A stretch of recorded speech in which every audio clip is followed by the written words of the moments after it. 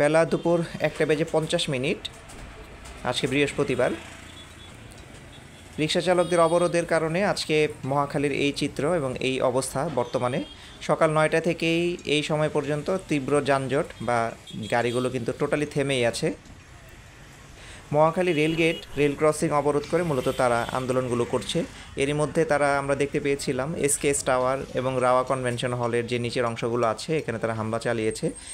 যদিও এখানকার এলাকাবাসী এবং স্থানীয় জনতা এবং পুলিশ বাহিনী তাদেরকে থামিয়ে দেওয়ার চেষ্টা করেছে, বাট তারপরেও তারা অনেক আন্দোলন করেছে। তবে সর্বশেষ আপডেট যেটা দেখেছি আমরা, বিপুল সংখ্যক পুলিশ মোতায়েন করা হয়েছে, কিন্তু তারপরেও অনেক সংখ্যক, যেহেতু রিক্সা চালক এখনও রাস্তা বন্ধ করে আন্দোলন করছে, যেন যানবাহনগুলো স্থির অবস্থাতে এখানে আছে। যারা মূলত মহাখালী 7 রাস্তা নাবিস্কো এই রোডগুলো ব্যবহার করতে চাইবেন তারা অবশ্যই রোডের বর্তমান অবস্থা দেখে এবং জেনে বুঝে আসবেন। প্রচুর মানুষ কিন্তু যানবাহন থেকে নেমে গিয়েছে। অনেক যানবাহন পাবলিক পরিবহন যেগুলো আছে এগুলো থেকে যাত্রীরা নেমে হেঁটে হেঁটে চলে যাচ্ছেন যার যার গন্তব্যস্থলে। এই অবস্থাতে যারা জরুরি অবস্থায় রোগী নিয়ে যাচ্ছেন তাদের জন্য বিশাল এবং মারাত্মক একটি ভোগান্তির কারণ হয়ে দাঁড়িয়েছে। আমরা আশা করছি রিক্সা চালকরা দ্রুতই তাদের জন্য যে নিয়ম বাস্তবায়ন করার জন্য যে নির্দেশনা দেওয়া হয়েছে তারা এটা মেনে নেবে, কারণ মহাসড়কে আসলে রিক্সা চলাচলের উপযোগী না। মহাসড়কে রিক্সা চলাচল করলে অন্যান্য যানবাহনের জন্য এটা দুর্ঘটনার একটা কারণ হয়ে দাঁড়ায়।